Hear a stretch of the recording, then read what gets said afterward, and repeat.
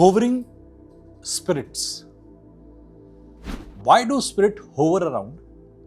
Why do spirits roam around? When we are living with some emotion, feeling, demand, need, greed, desire. We release the energy, then the emotion connected to the energy will be released. Or the demand should be met. We live with the sense of position. We live with the sense of ego. It's my name, it's my house, it's my family.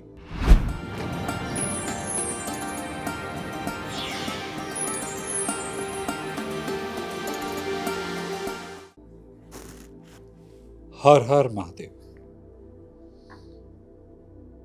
Hovering spirits. Why do spirits hover around? Why do spirits roam around? Is it anything like that there is a spirit around me and there is a moving spirit around me? Or is it just a hoax concept? Spirits do hover, spirits do move. But why? What is the concept behind that? When we are living with some emotion, feeling, demand, need, greed, desire. Without death, that need, greed or desire don't end. The body is gone, now the need, greed and desire is taken up by the energy.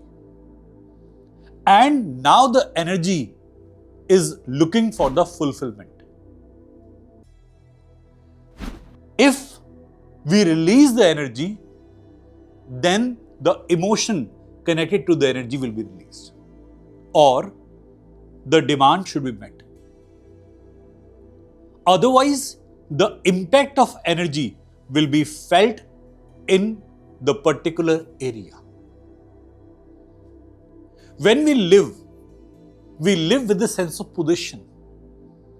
We live with the sense of ego. It's my name, it's my house, it's my family. These are my people. And if we die, what happens to those emotions? Those possessions, those emotional possessions keep on breeding. And these emotions keep on breeding on our energy. And that energy with these emotions is known as hovering energy, or we call it as spirit. Spirit can be of negative type or a positive type depending upon the emotions. Suppose if a saint or a guru have died with the practice, and the practice was such a beautiful practice in which he was trying to teach something. Then after his body, the energy will also try to teach. Energy will make other learn something. There are many gurus who are living into this physical realm in their energy form. They guide us. There is a name known as Maha-Avatar Baba. People, when come to the region of Himalayas, they feel the presence of a boy, 26 to 28 year boy, who is very young and who teach yoga. And that boy is there in the Himalayan regions since centuries. And people have observed that energy multiple times hovering and roaming into that area. That energy guides every meditator, every healer, every practitioner, and every seeker who gets into that zone, into that area. If we go with the records from last 2000 years, people have observed that energy. People have named them Maha-Avatar Baba. These energies are there for the teachings and the preachings. In the physical form, they have taught, they have preached many, and now also they are doing the same. Likewise, similarly, negativity also prevails. Those people who are not living with the principle of giving, principle of offering, principle of peace and solace, have less compassion in their energy, more demand in their energy. They are always seeking, they are always crying and cribbing. Their energy shows negativity.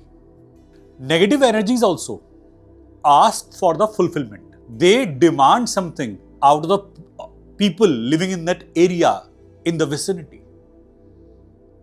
Sometimes if the possession level is very high, they don't allow anyone to live into that space. They mark their territory and they don't allow anyone to enter into the territory. You can go in such places with the EMF meter and you will see the deflection in EMF because the energy level of that place is very different. People have measured the electromagnetism in such areas and there is a great difference between the readings.